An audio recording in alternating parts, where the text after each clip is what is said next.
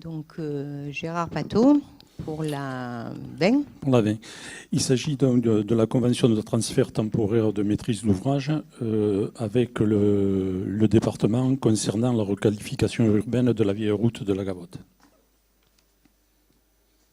Y a-t-il des questions? Oui, monsieur Amaron. Du coup, monsieur Pateau, à quelle date vont se faire les travaux et à quelle date sera signé l'ordre de service pour ces travaux-là? Ben, ça a déjà commencé, comme vous le savez. Alors par contre, il y a toute une procédure concernant cette convention et la mise en place des conventions. C'est que dès que l'on met en... Vous n'êtes pas à l'aise, hein? Non. Dès que l'on prévoit de faire un chantier comme celui-là, on consulte tous les intervenants, que ce soit le conseil départemental, Enedis, le GAS, et on leur présente le projet. Ils nous font des observations sur le projet, et ensuite, donc, on les fait participer à l'élaboration du projet sur leur partie. Ensuite, on a demandé donc au département d'établir cette convention. On les a vus la dernière fois, c'était le 12 décembre 2017. Ils nous ont fait des observations sur le projet. Ils nous ont demandé de faire quelques modifications, donc on a pris en compte. Et ensuite, donc, le conseil départemental nous envoie donc ils nous donnent leur accord verbal. Et ensuite, donc, ils nous envoient la convention que l'on met en place dès qu'on la reçoit et au prochain conseil municipal suivant. Voilà. Du coup, l'ordre de service a été signé quand? Alors, à quelle date? Il a été signé au début des travaux qui étaient il y a une quinzaine de jours. Du coup, est-ce légal de signer un ordre de service en amont d'une délibération conseil municipal sur le lancement de travaux? Alors, je ne sais pas si c'est légal à ce niveau-là, mais c'est les usages depuis toujours, et en particulier avec le conseil départemental, à partir du moment où ils sont d'accord sur les travaux que l'on va faire. Donc après, c'est plus qu'une régularisation administrative. Bah, du coup, je vais vous répondre, c'est totalement illégal, puisque c'est ce que nous vous avions déjà évoqué le mois dernier. Puisque pour rappel, vous aviez lancé les travaux en bas à la Gavotte pour des travaux qui avaient déjà été opérés. On n'allait pas attendre, monsieur Madame, on n'allait pas attendre. Juste, monsieur Pateau, pour terminer, parce que c'est un échange, donc après vous pourrez me répondre. Je n'échange pas avec vous. Vous posez vos questions, je vous réponds. Si je décide de vous répondre, je vous réponds. Si je n'ai pas envie, je ne vous réponds pas. C'est tout. Ah oui, oui, vous avez totalement raison. Mais je pense qu'effectivement, quand on est pris sur le fait d'avoir signé un ordre de service avant les travaux, vous avez raison, je pense qu'il vaut mieux ne pas répondre. Donc du coup, Madame le maire, les travaux ont été effectués en amont, avant la délibération passée en conseil municipal. Donc effectivement, c'est illégal, hein, vous pourrez le vérifier. Nous l'avions évoqué déjà le mois dernier pour les travaux de la Gavotte. Dans aucune ville, ça se passe comme ça, Madame le maire. Malheureusement, vous agissez avec vos élus, parce que là, vous agissez avec vos élus de la majorité, un peu comme vous agissez avec nous. C'est-à-dire que si vous écoutiez vos élus, une délibération comme celle-là, ça s'anticipe. C'est-à-dire que même pour des travaux qui sont quand même des travaux énormes pour une ville comme la nôtre, on n'est pas capable d'anticiper et de respecter la législation.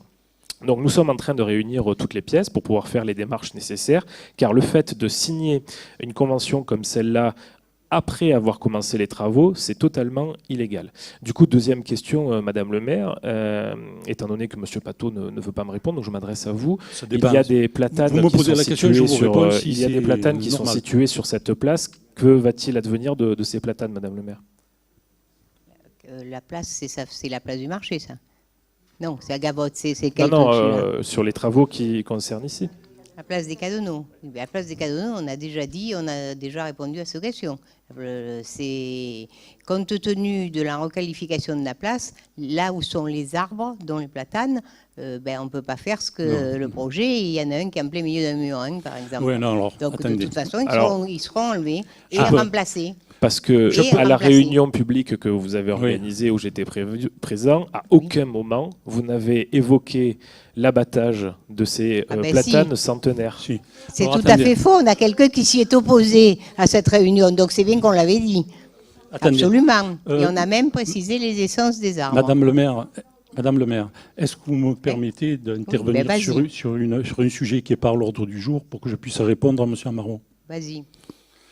Alors effectivement, l'abattage des arbres sur la place Victor Isnard, Félix Oreille, pardon, a posé problème, et en particulier à beaucoup de riverains qui se sont insurgés parce qu'on allait couper des platanes.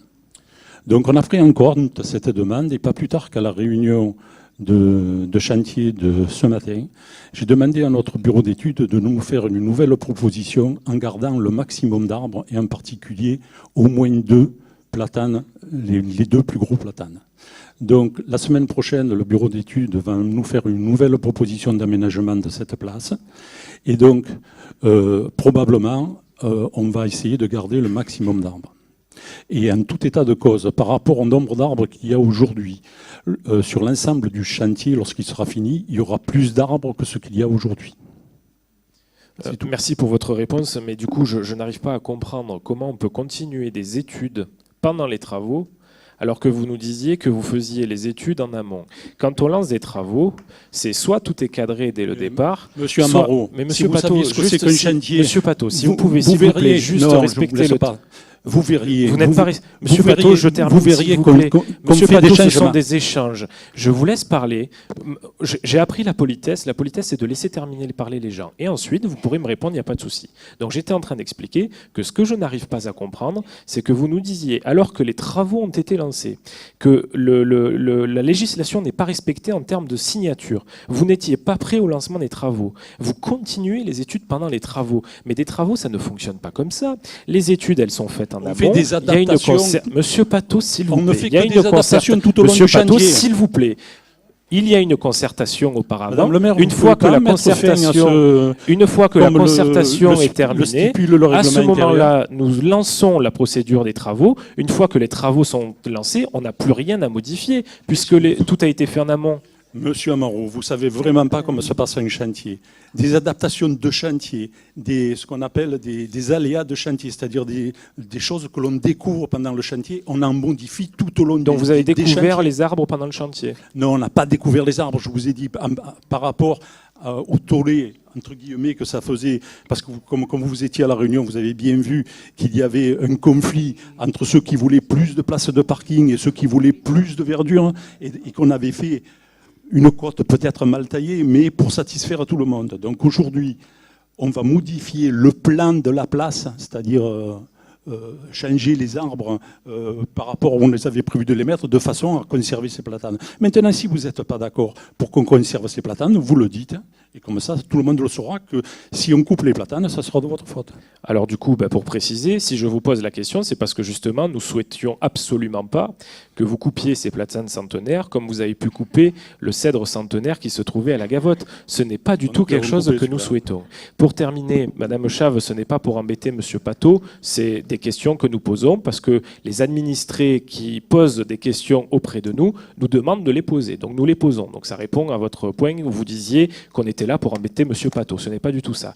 Pour terminer, Monsieur Pato, je trouve dommage que dans des échanges, vous êtes conseiller municipal.